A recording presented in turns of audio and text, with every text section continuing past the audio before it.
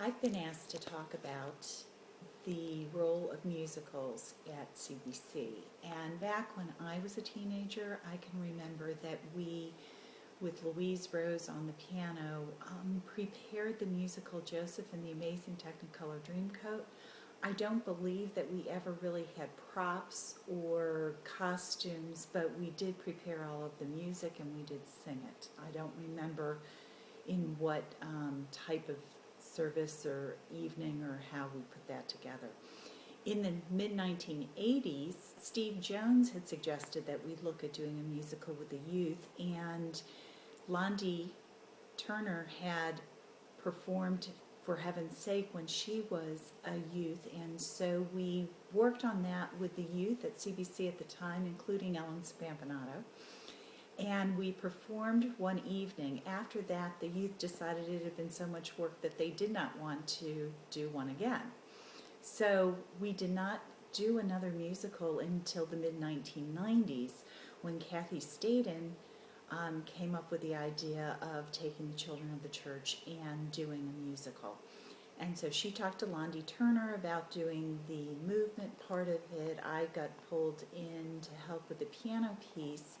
And we put together Oh Jonah with children ranging in age, I believe, from age 4 up to, I think, Rhiannon Holtz Lewis was the oldest one in that performance, and Rory Everett performed as Jonah, and we had Spike as the whale.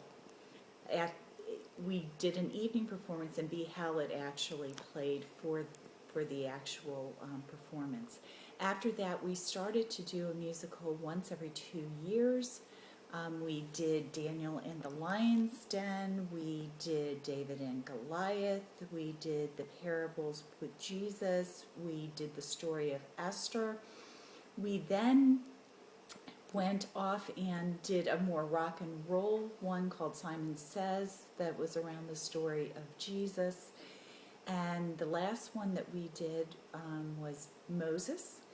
And we are now planning for the spring or this coming winter to go back and do Oh Jonah again, because none of the children or youth in the church were in the original production.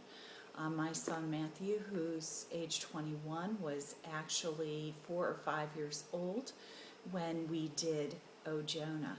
And so I think the youth were interested in maybe going back and doing something that they had heard of, seen, but had never performed. And we're at a whole different place with our ability to do musicals these days. So the rendition is going to be rather different. But that gives you sort of a history of where we have been with musicals along the way. I know that there's some youth that love it. There are some youth, primarily boys, who are not interested in participating at all.